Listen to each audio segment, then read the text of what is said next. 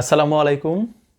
আমরা ক্যালকুলাস 2 করতেছিলাম। ক্যালকুলাস 2 এর আজকে ভেক্টর মান ফাংশনের 37 নম্বর অঙ্কের এক্সাম্পল 1 দেখব। তো 37 নম্বর যে এক্সাম্পলটা আছে এটার মধ্যে 3টা অঙ্ক আছে। তার মধ্যে প্রথমটাই আমাদের পরীক্ষায় আসছিল, আর বাকি দুইটা আসে নাই। তারপরেও আপনারা যদি এই 1 নম্বর অঙ্কটা দেখেন বাকি দুইটা হয়ে যাবে।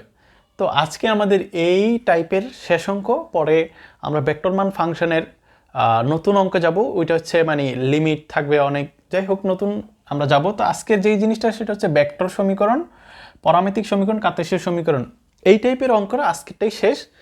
তো যাই হোক, এই প্রশ্নটা কি বলতেছিল সেখানে আমি বাংলাটি লিখে আমি বলে দিই মুখে। তো এখানে এরকম একটা ফাংশন দেওয়া ছিল, এই যে এফ অফ টি একটি ভেক্টর ফাংশন, যেখানে T equal to T not বিন্দুতে এর স্পর্শরেখার ভেক্টর সমীকরণ নির্ণয় করো, পরামিতিক সমীকরণ নির্ণয় করো এবং কার্তেশীয় সমীকরণ নির্ণয় করো। অর্থাৎ একটা অঙ্কের মধ্যে আপনাকে 3টা রেজাল্ট বের করে আনতে হবে। এটা প্রশ্নে বলা ছিল, আমি লিখে নেই, আপনারা বইয়ের সাথে প্রশ্নটা মিলাই নেবেন আমার কথা। তো যাই হোক, আমরা প্রথমে কি করব, ভেক্টর সমীকরণ নির্ণয় করব কোন বিন্দুতে, স্পর্শরেখার এই যে টি সমান টি নট বিন্দুতে। এখন টি নটের মান কত? টি নটের মান হচ্ছে টি নট সমান 1/3। এটা আবার প্রশ্ন দেওয়া আছে, কোনো টেনশন নাই। তাহলে আমাদের ভেক্টর সমীকরণটা কি আছে, ভেক্টর ফাংশন সমীকরণ যেটা আছে, তো ভেক্টর ফাংশন হচ্ছে এটা vector function F of T to unit vector cos pi T, তারপরে আমাদের ইউনিট ভেক্টর জে কি 2j সাইন পাই টি, তারপরের ইউনিট ভেক্টর হচ্ছে 3t কে। এখন এই যে 3টা ইউনিট ভেক্টর, এগুলো কিন্তু আলাদা আলাদা এক এক ইউনিটের ফাংশন। তো যাই হোক, আমরা এগুলো জানি, আমরা প্রথম থেকে যারা ক্যালকুলাস 2 এর ভিডিও দেখে আসছেন আমার, তারা কিন্তু জানেন এই বিষয়গুলো। তো প্রথমে যেহেতু আমাদেরকে বলা হচ্ছে যে ভেক্টর সমীকরণ নির্ণয় করতে হবে, আর ভেক্টর সমীকরণটা কি সেটা কিন্তু আমি খুব সুন্দর দেখিয়ে দিয়েছিলাম আপনাদের।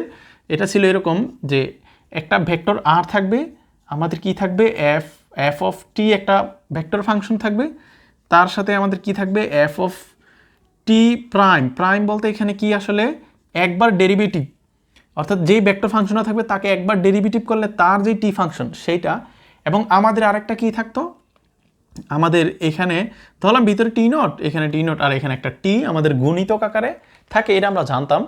তো এখন এই অঙ্কের মধ্যে যেহেতু সবগুলো রাশি টি, আমি যদি এখানে এক্স নিতাম তাহলে ধরেন এফ অফ এক্স, এখানে এক্সই ধরেন, হ্যাঁ, তাহলে এইবার কিন্তু জিনিসটা একটু ইজি হলো যে এখানে একটা টি গণিতক আকারে থাকে।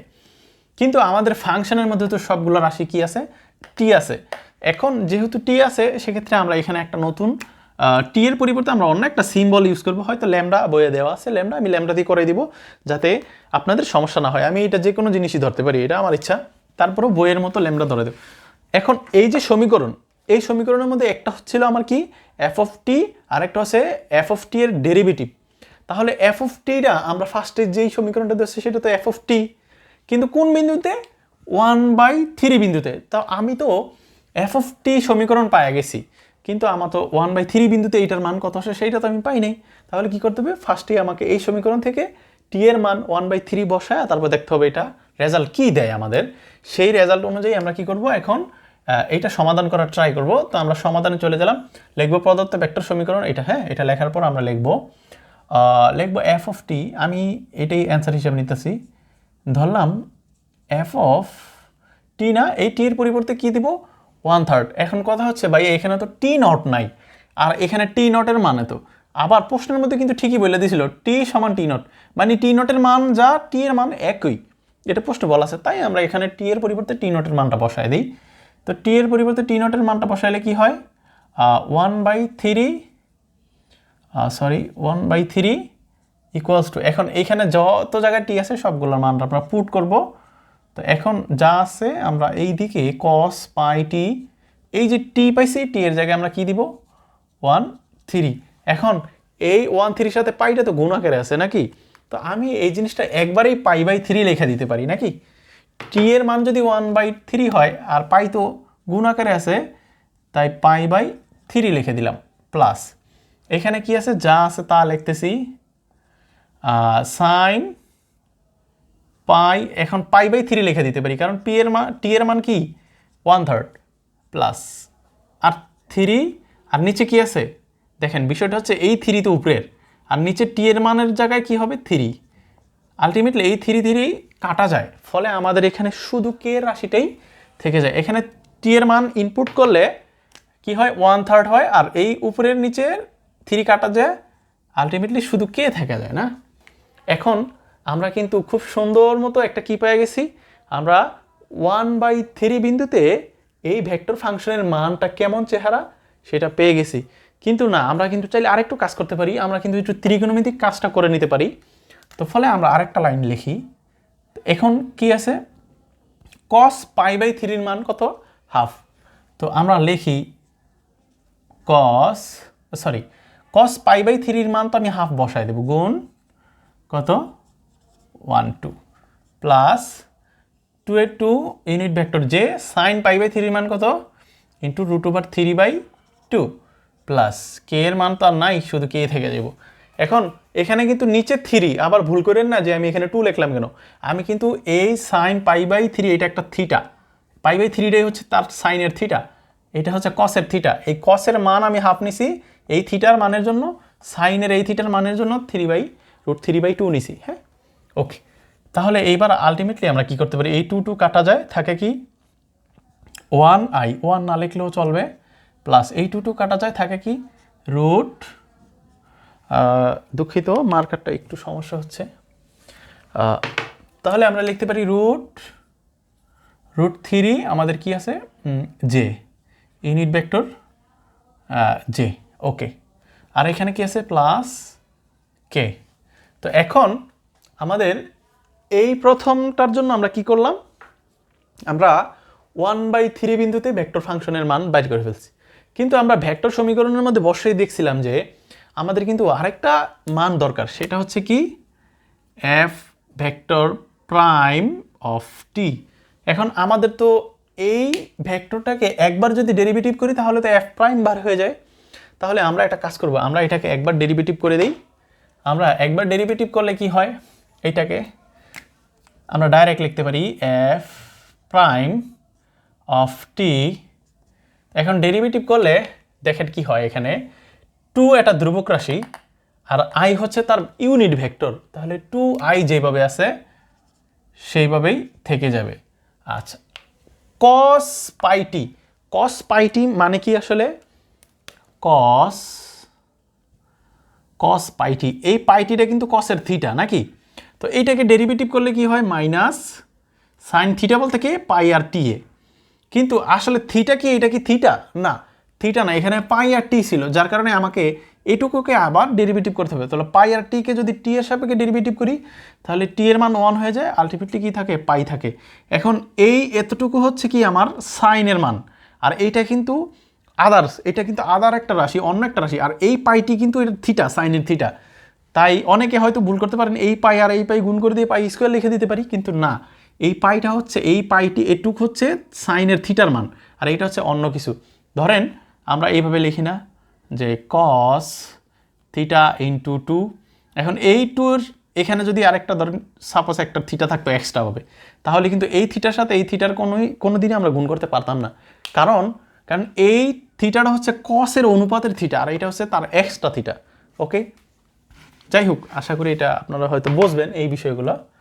তো এখন আমরা কি করতে পারি, কসের জন্য আমরা জানি কি, কসের জন্য হচ্ছে মাইনাস, এগুলো যেহেতু গুণাকারে আছে তাই মাইনাস সাইন কি আছে পাই টি, এটা আগে দিয়ে দিলাম, তারপরে আমাকে আবার পাই আর টিকে ডেরিভেটিভ করে পাই আনতে হবে নাকি। আচ্ছা, এবারে এই প্লাসের প্লাস, আচ্ছা তারপরে আবার কি আছে, আমার ধ্রুবক রাশি যা যা আছে আমি তা লিখে দিলাম, ধ্রুবক রাশি 2 আছে, আর ইউনিট ভেক্টর তো যা আছে তাই দিতে হবে, ইউনিট ভেক্টরও তার ডেরিভেটিভ নাই। আচ্ছা, সাইন পাই টি, এটাকে আবার করতে হলে কি হইব, সাইন থাকলে আমরা জানি কস কি থাকে, cos পাইটি। আচ্ছা, পাইটিকে আবার করলে কি হয়, পাই হয়, কারণ পাইটি তো আর থিটা না, আমরা তো থিটার সাপেক্ষে করছি বিষয়টা, যেটা আমি একটু আগে দেখালাম। আচ্ছা, আর বাকিটা তো আমাদের কি আছে, সব ধ্রুবক রাশি যেটা আছে 3k বসাই দিলাম। আচ্ছা, টি এর সাপেক্ষে যদি টিকে করি তাহলে 1 হয় ইন্টু কে হয়। আচ্ছা, ঠিক আছে, তো আশা করি এইটুকু বুঝতে পারতেছেন আপনারা। এই মাইনাসটা কিন্তু গুণাকার আছে, হ্যাঁ আমি এটা ডট দিয়ে রাখছি, এই 3টা রাশি গুণাকার আছে, তো আমি কি লিখতে পারি 2, এই পাইটাকে 2 এর সাথে নিয়ে আসলাম, আর এই ইউনিট ভেক্টর আইকে আই এর মানে দিয়ে দিলাম, আর এই সাইনকে লিখে দিলাম সাইন, আর পাইকে পাই রেখে দিলাম, টিকে টি রেখে দিলাম। আচ্ছা, আবার এই প্লাস প্লাস দিলাম, আর এই 2 এ 2 দিলাম, এই পাইকে 2 এর সাথে নিয়ে আসলাম, এই জে কে জে দিলাম, এই কস পাইকে কস পাই টি রেখে দিলাম, আর এখানে কি আছে প্লাস 3k। আচ্ছা, এই ছিল সরি, এইখানে তো আমার একটা মাইনাসটা, এই যে মাইনাসটা কিন্তু আমি দিতে মনে হয় মুখে বলছি কিন্তু দিতে ভুলে গেছিলাম। আচ্ছা, যাই হোক, তো এই বিষয়টা হচ্ছে আমাদের কি একবার ডেরিভেটিভ করার ফল। তো এইবার এই এফ অফ প্রাইম টিটা মানে একবার ডেরিভেটিভওয়ালা যেই ভেক্টর ফাংশনটা, সেই ফাংশনের মান কত আমরা তো জানি না, কারণ এই যে টি নট 1/3 বসাইতে হবে। এখন এই যে নতুন ফাংশনটা তৈরি হয়েছে, এই নতুন ফাংশনের মধ্যে টি এর মানটাকে ইনপুট করতে হবে, টি এর মান ইনপুট করে দেখবো আমরা এটার রেজাল্ট কি আসে। আচ্ছা, তাহলে আমরা এখন লিখব সুতরাং এফ ভেক্টর প্রাইম, প্রাইম মানে এই রাশিটাকে আমি কি করব, টি এর জায়গায় এখন 1/3 করে দিব। আচ্ছা, এইবার -2 পাই ইউনিট ভেক্টর আই সাইন পাইয়ের মান কত আছে, সরি টি এর মান যে জায়গায় টি আছে, তো টি এর মান 1/3, তো আবার সেম জিনিস পাই/3 হবে, প্লাস আবার এখানে কত আছে 2 পাই যে যা আছে তা লিখে দিলাম। এখন পাই কসের কস লিখে দিলাম, পাইটা তো গুণের রাশি তাই উপরে যাবে, আর টি এর মান 1/3, তো 1 না লিখলে চলে, 1 দা পাই এর গুণ করে দিছি আর কি, প্লাস 3k। কারণ কি, কারণ এখানে টি এর কোনো রাশি নেই, যার কারণে 1/3 আমরা এখানে বসানোর কোনো সুযোগ নেই। আচ্ছা, এবার আমরা কি করতে পারি, এবার এটার মান বসাই দিব আমরা -2 পাই আই। আচ্ছা, সাইন পাই/3 এটার মান কত, √3/2, √3/2 এটা কিন্তু গুণাকারে, প্লাস 2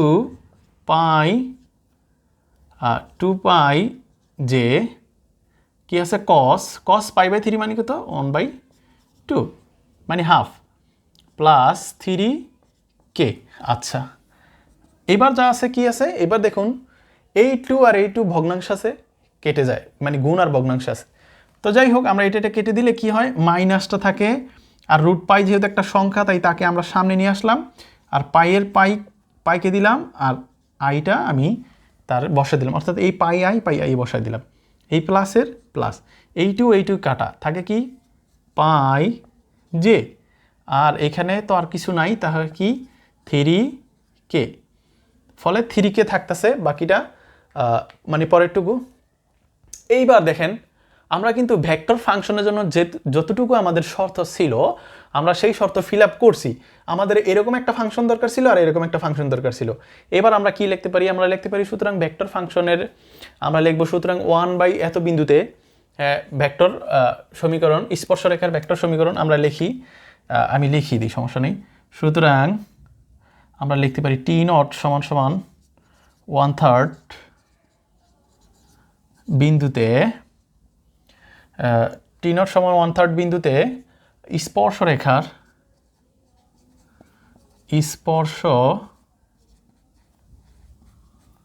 রেখার কি ভেক্টর সমীকরণ, ভেক্টর সমীকরণ। তো স্পর্শরেখার ভেক্টর সমীকরণটা কি হবে, অবশ্যই ওই যে আমরা লিখছিলাম, আমি লিখে দিই এখানে, তো আর ভেক্টর সমান সমান কত হবে, এখানে টি হবে না, কেন, কারণ আমরা তার টি মান বসায় ফেলছি, তো 1/3 হবে, 1/3 প্লাস, এখন কথা হচ্ছে এখানে তো আমার একটা টি দরকার, কিন্তু না, আমরা এটা একটা ল্যামডা দিয়ে দিই, ফলে ল্যামডা দিলে আমাদের সুবিধা হবে, আমরা ল্যামডা দিলে আমাদের জিনিসটা সুবিধা হয়। আর এখানে আমাদের কি আছে, তাহলে ল্যামডা দিলে কি সুবিধা হয়, কারণ আমাদের ফাংশনটা যেহেতু একটা টির ব্যাপার স্যাপার আছে, এই জন্য এখানে টি দিলে জিনিসটা একটু মানে উইয়ার্ড লাগতে পারে, তাই আমরা একটা নতুন একটা চলক ফাংশন, এই চলক হিসাবে আমরা ল্যামডা দিয়ে দিলাম। তো এইটা ছিল আমাদের ভেক্টর ফাংশন। এখন কথা হচ্ছে এইটুকু লেখলে কিন্তু আমাদের প্রথম জন্য অ্যান্সার হয় না, কারণ এটাকে তো আমাদের সমাধান করতে হবে। এই f 1/3 এর মানটা তো আমার দেওয়া আছে, এই যে এতটুকুর মান, আর এইটুকুর মান তো আমার দেওয়া আছে এইটুকু, আর সামনে ল্যাম্বডা দিয়ে গুণ করতে হবে। তো যাই হোক, আমরা এখন এটা কাজ করি, আমরা একটু ওই পাশে চলে যাই।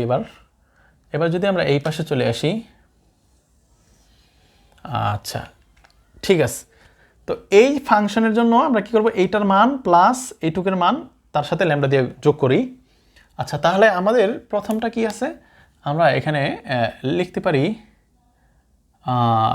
আই প্লাস √3 জে প্লাস কে, এতটুকু কিন্তু আমার কি, এই যে প্রথম ফাংশনের জন্য এই প্লাসের প্লাস, আর এই ল্যাম্বডার জন্য আমরা এখন কি লিখব, ল্যাম্বডা লিখব, ল্যাম্বডা। আচ্ছা, পরে আমরা যেহেতু ল্যাম্বডা গুণাকার আছে এই মানের সাথে, তাই আমরা এই মানটা এবার বসাবো। এই মানটা যদি পুট করি থাকে কি -√3 পাই আই প্লাস কি থাকে পাই জে প্লাস 3k। ওকে, এই যে এই জিনিসটা এইভাবে ছিল। তো আমাদের এখানে আমরা একটু কি লিখে দিই, আমরা একটু লিখে দিই, আচ্ছা বানা দিয়েও আমি এই চিহ্ন দিতে পারি। ওকে, তো আমরা এই লাইনের পরে আমরা এই লাইন লিখে দিতে পারি। তো ফলে এবার যদি আমরা যোগটা করি, কিন্তু যোগের আগে ফার্স্টে আমরা একটু এই ল্যাম্বডা দিয়ে গুণ করে নিব। আচ্ছা, তাহলে এবার আমরা একটা কাজ করি, আমরা 8টার বারবার না লিখি, আমরা এইখানে যা আছে তা লিখে দিই, +√3 জে প্লাস কে প্লাস ল্যাম্বডাতে গুণ করলে কি হয়, আচ্ছা এই প্লাসে মাইনাসে এখানে হয়ে যাবে -√3 পাই ল্যাম্বডা আই, হ্যাঁ, প্লাস আবার এই ল্যাম্বডাতে এটা গুণ করলে কি হয় পাই ল্যাম্বডা জে, এই ল্যাম্বডাতে এটাকে গুণ করলে কি হয় 3 ল্যাম্বডা কে। আচ্ছা, এইবার আমরা কি করব, এই পাশের আই আর এই পাশের যে আই এর রাশি এটা যোগ করব, এইটার যে এটার যে যোগ করব, এটার কে যোগ করব। হ্যাঁ, তাহলে আমরা যদি এই যোগটা করি কি দেখা যায়, এখানে একটা আই আর এখানে কত -√3 পাই ল্যাম্বডা আই। ঠিক আছে, এখন বিষয়টা আমি একটু আপনাদের ছোট করে আগে দেখাইনি, কারণ আমি এর পরেরটি শর্টই করব, -√3 পাই ল্যাম্বডা আই। আচ্ছা, এই দুটো যদি আমি যোগ করি, এখন তার সামনে অটোমেটিক বিয়োগ চিহ্ন আছে, তাই এখানে বিয়োগ চিহ্ন, এখান থেকে আসলে যোগের কিছুই নাই, কারণ আমার এই আয়ের সহগ 1 এর সাথে আমি কখনোই √3 যোগ করতে পারবো না। ফলে আমি এখান থেকে 1 -√3 পাই ল্যাম্বডা নিয়ে শুধু আইটা কমন নিতে পারি। দেখেন তো, এখান থেকে শুধু আইটা কমন নিলে এরকম হয় না। আচ্ছা, ফলে আমরা এখান থেকে আইটা কমন নিয়ে নিব ডাইরেক্ট, আমি একটু ডাইরেক্ট করতেছি এই জায়গায়, তো আশা করি আপনারা বুঝতে পারবেন। ফলে আমরা কি করব, 1 -√3 পাই ল্যাম্বডা, এখান থেকে কি কমন নিয়েছিলাম আই। ওকে, এবার এই জে রাশি আর এই যে জে রাশি, আমি একটু দাগ দিই, এই জে রাশি আর এই জে রাশি, তো এইখানেও প্লাস এইখানেও প্লাস, তো প্লাস আমরা কি করব, √3 এখান থেকে √3 নিলাম আর এখান থেকে কি নিব প্লাস পাই ল্যাম্বডা নিব, নেই কাকে জে কে নিই, এই জন্য জেটা বাইরে থেকে যাবে। তো আমরা এটা কিন্তু কমন নিতেছি। আচ্ছা, তারপরে এই প্লাস কে আর এই প্লাস কে, যাই হোক এখানে আমাদের ইজি হয়ে যাব, এখানে 1 মানে একটাকেই, তাহলে 1 আর এখানে 3 ল্যাম্বডা নেই কাকে কে নেই, এই জন্য কেটা বাইরে হয়ে যাবে। তো দেখেন আমরা এখান থেকে জাস্ট কমন নিছি আর কিছু না, আশা করি আপনারা এই কমনটা বুঝতে পারবেন। আচ্ছা, এবার আমি একটু এইগুলো মুছে দিই যাতে আর সমস্যা না হয়।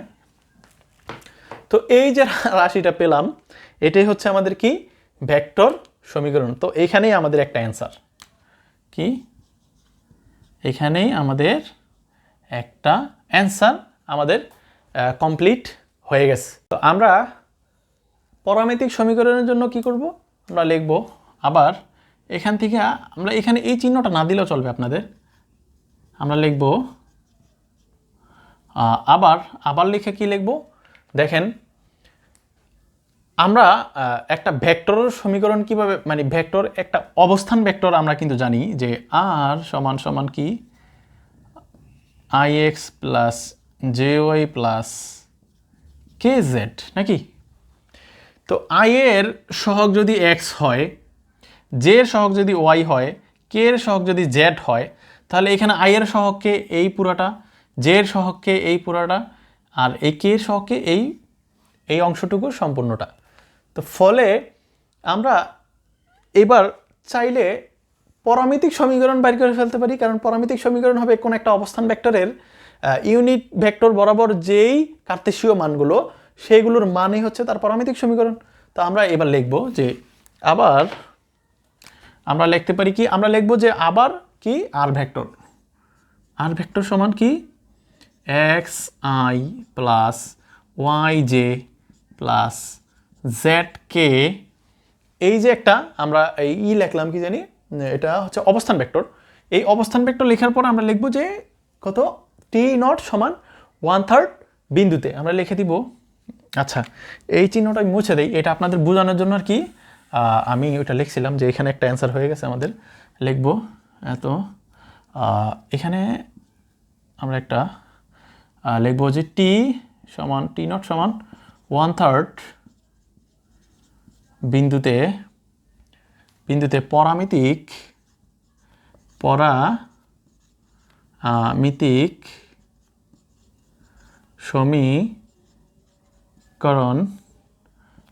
সমীকরণ। হ্যাঁ, আমরা এটুকুর পরে এটুক লিখব, লেখার পরে আমরা কি করব, আমরা তো জানি যে আই এর মান এক্স, তাহলে আমরা কি করব, এক্স সমান কি এতটুকু 1 মাইনাস √3 পাই ল্যামডা, কমা দিব।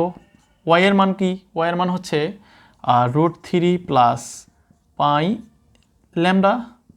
জেড এর মান কত, কমা দেব, জেড এর মান কত, এই যে এতটুকু, জেড সমান 1 প্লাস 3 ল্যামডা। ওকে, তো এইটুক ছিল আমাদের। আচ্ছা, এখানে এবার একটা অ্যান্সার, এখানে আমাদের আরেকটা অ্যান্সার। তো আমাদের মোটামুটি পরামিতিক সমীকরণের অ্যান্সার হাতে চলে আসছে। তো এইবার আমরা কি করব, আমরা কার্তেশীয় সমীকরণটাও নির্ণয় করে ফেলতে পারি। তো আমরা লিখব যে আবার এই যে এক্সের যেই মানটা আছে সেই মানটা থেকে লিখতে পারি এক্স, এই ওয়ানটা যদি এই পাশে চলে আসে তাহলে কি হয় -1, কারণ ওয়ানের সামনে প্লাস আছে, তাহলে কি থাকে -√3 পাই ল্যামডা থাকতেছে ওর কাছ থেকে, আর ওর কাছ থেকে কি থাকতেছে ওয়াই, এই √3টা যদি এই পাশে আনি -√3। আচ্ছা ঠিক আছে, তাহলে এখানে থাকে কি পাই ল্যামডা, কমা ওর কাছ থেকে যদি আমি ওয়ানটাকে এই পাশে নিয়ে আসি থাকে কত 3 ল্যামডা। হ্যাঁ, আচ্ছা আমি কি করলাম, আমি কিন্তু পরামিতিক সমীকরণের পরে আমরা কার্তেশীয় সমীকরণ নির্ণয় করব। তো কার্তেশীয় সমীকরণ নির্ণয় করার মূলত জিনিসটা হচ্ছে আপনি শুধু ল্যামডার মানটা বাইর করবেন, এখান থেকে ল্যামডার মান, এখান থেকেও ল্যামডার মান, প্রত্যেকটা থেকে ল্যামডার মান বাহির করলেই আমাদের কি হয়ে যাব, কার্তেশীয় সমীকরণ আমাদের নির্ণয় করা হয়ে যাবে। ঠিক আছে, তো আমরা এখন এই কাজটাই করতেছি। তো আমরা এবার লিখবো, এই চিহ্নটা দিব, আমরা কিন্তু একটা সমীকরণ পুরো এক লাইনে করতেছি সবার জন্য। তো এখান থেকে আমার শুধু ল্যামডা দরকার, তাহলে আমার কি আছে x - 1 আছে অলরেডি, এখান থেকে শুধু এই দুইটা রাশি গুণাকারে আছে, এটা আসে কি হয়ে যাব -√3 পাই ভাগ হয়ে যাইল। হ্যাঁ, আর থাকতেছে কি আমার এই পাশে ল্যামডা। হ্যাঁ, আচ্ছা এই পাশে কি থাকতেছে ল্যামডা থাকতেছে, আবার কমা দিলাম। আমাদের এই পাশেরটুকু যদি করি তাহলে y -√3 অলরেডি, আর নিচে কি আছে শুধু পাই থাকবে, কারণ ল্যামডাটা আমার দরকার ওই পাশে, আমার শুধু ল্যামডাটাই ওই পাশে দরকার। আরে ল্যামডা লিখতে গেলে এত সমস্যা, ল্যামডাটাই আমার দরকার। ওকে, আচ্ছা তারপরে আমরা কমা দিব। জেড এর জন্য আমরা লিখছিলাম জেড -1, আমার শুধু এখানে কি আসবে 3 আসবে সমান ল্যামডা না কি। ওকে, তো আমরা মোটামুটিভাবে এই যে কার্তেশীয় সমীকরণ মূলত আমরা কি করেছি প্রায় বের করে ফেলেছি। হ্যাঁ, তো এই পাশে হয়তো নিচে আর দেখা যাবে না, আমি একটু এই জায়গায় মুছে দিই, এই জায়গায় আমার আর দরকার নেই কিছু। তো এই পাশে আমি একটু লিখে দেই যে আমরা এইটুকুর পরে লিখতেছি। হ্যাঁ, এটা কিন্তু পরের নিচের লাইন। আমরা লিখব যে টি সমান, কই জানি লিখতাম আমরা, এই যে এরকম লিখব টি সমান 1/3, টি বলতে টি নটও লিখতে পারি, এত বিন্দুতে কি করব, আমরা লিখব টি সমান 1/3 বিন্দুতে স্পর্শরেখার কার্তেশীয় সমীকরণ স্পর্শ রেখার কার্তেশীয় সমীকরণ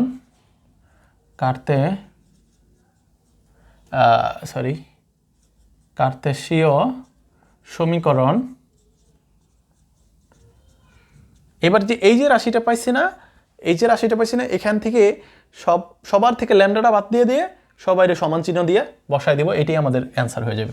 তাহলে x - 1 ডিভাইডেড বাই নিচে কত আছে -√3 কত পাই -√3 পাই ইকুয়ালস টু কি আছে y -√3 কি আছে নিচে পাই ইকুয়ালস টু z -1 নিচে 3। তো আমাদের এইটা হচ্ছে 3 নাম্বারটার অ্যান্সার। তো আমরা একে ভেক্টর স্পর্শরেখার ভেক্টর সমীকরণ নির্ণয় করছি, আমরা পরামিতিক সমীকরণ নির্ণয় করছি এই যেটা, আবার আমরা কার্তেশীয় সমীকরণ নির্ণয় করলাম এটা, ঠিক আছে। তো আর এই জিনিসটা একটু আমি উপরে লিখে দিই, হয়তো বোঝা যায় না, আমি এইভাবে লিখে দিই। আর ভেক্টর কি ছিল f অফ টি, এখানে টি না কি ছিল 1/3, আচ্ছা প্লাস এখানে একটা ল্যামডা ছিল আর f প্রাইম অফ 1/3। তো এটা ছিল আমাদের ভেক্টর স্পর্শরেখার ভেক্টর সমীকরণ, যার নির্ণীত মান হচ্ছে এটা। তো আমাদের সর্বোপরি এই অঙ্কটা খুবই ইম্পর্টেন্ট, আসতেও পারে আপনাদের পরীক্ষায়, তাই সমাধান করে দিলাম। আজকের এই টাইপেরটাই শেষ। আমরা পরবর্তী লেকচার থেকে নতুন টাইপের ভেক্টর ফাংশনের সমীকরণ করব, কারণ আমি চাই এই অধ্যায় থেকে যাতে স্টুডেন্টরা একটা অঙ্ক মিস না করে। আর নতুন যারা স্টুডেন্ট আছে, যারা ফার্স্ট ইয়ার থেকে সেকেন্ড ইয়ারে উঠে আসছে, তারা যেন এই চ্যাপ্টার যখন শুরু করবে আমার ভিডিও একটা থেকে, যাতে প্রত্যেকটা এক্সাম্পলের যেগুলো ইম্পর্টেন্টগুলো এক্সাম্পল, তারা যেন ধারাবাহিকভাবে প্রত্যেকটা অঙ্ক করে করে আসতে পারে। কারণ ইম্পর্টেন্ট অঙ্কগুলোই আমরা বেশিরভাগ করার ট্রাই করেছি, করেও দিয়েছি। তো আশা করি স্টুডেন্টরা এই সিরিজ থেকে, মানে এই ভেক্টর ফাংশনের সিরিজটা থেকে স্যাটিসফ্যাকশন থাকবে, সেই প্রত্যাশা নিয়ে আজকে আমি বিদায় নেব। আল্লাহ হাফেজ।